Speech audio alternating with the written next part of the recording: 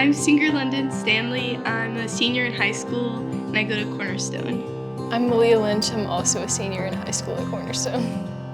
I would say that we both are pretty creative people, and we both knew that we wanted to channel that into a way to help our church community, and we knew there was lots of avenues to go down and see how our creativity could lead to aid for others.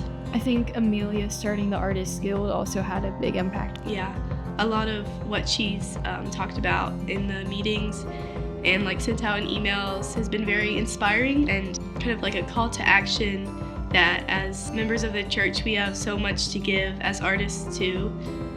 So I met with Stephen Hubbard to see if there was anything we could do in the Akaze ministry to help out the newly arrived refugee families.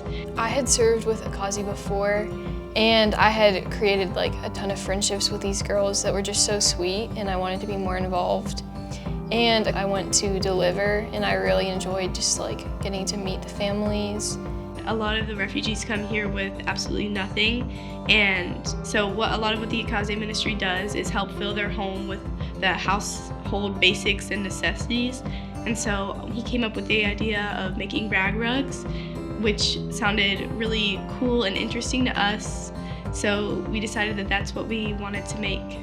We really wanted to seek perspective from the community, and our friend Queen was a really big help with that. And she interviewed a lot of the East African congregation and kind of got their thoughts on art and how they would need help. It kind of just came together with her creativity and everything. As we were researching how to begin this project, we had a lot of help from people in the church, from the Hubbards in particular, because not only with Stephen leading the Akaze ministry, but also with Bethany.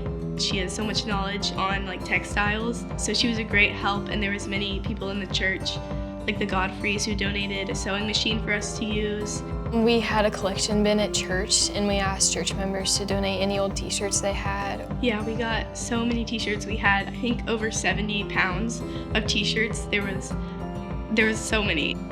There was just so many people that offered up their wisdom to help us and to kind of guide us along when we didn't always know exactly what the next steps were. Isabel, what the heck are you doing with all these t-shirts? We're making rugs. I think the first night that we did it at Connections was after the youth had gone to Hanging Rock. Yeah. So we all kind of came back to church and just continued hanging out with each other by just braiding, and it was so fun, and it just felt very chill and just fun to sit and chat. Over the past summer, I've made so many more friendships with people who I truly love with my whole heart, and I know that I'll continue to be friends for years on.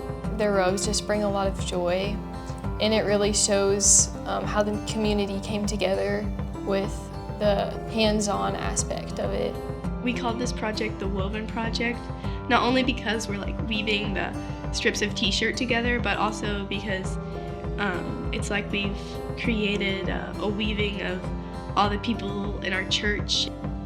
We talked about how we would pray over the rugs before giving them out, or sewing prayers into them.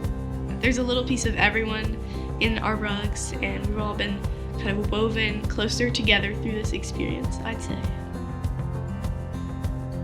We hope that our rugs will be able to, provide some beauty in their home and some comfort, and just be a reminder of God's love for them and how much that we love them too. It not only shows the refugees that this is now their home and they have this rug to exemplify that, but they also have all these people to make it their home and friendships. So the process of making these rugs felt almost like a form of therapy, and there was definitely a feeling of restoration in the handheld crafting of these rugs. And I love that idea that God can speak to us through textiles and through working with our hands and making art, and that's definitely an idea that I want to pursue more in the future, the idea of art as therapy. This project is ongoing, and so our hope is that after we graduate, people will continue our mission and our project. Maybe not the same exact thing, but just the same idea of helping out our refugee friends and building a community with art.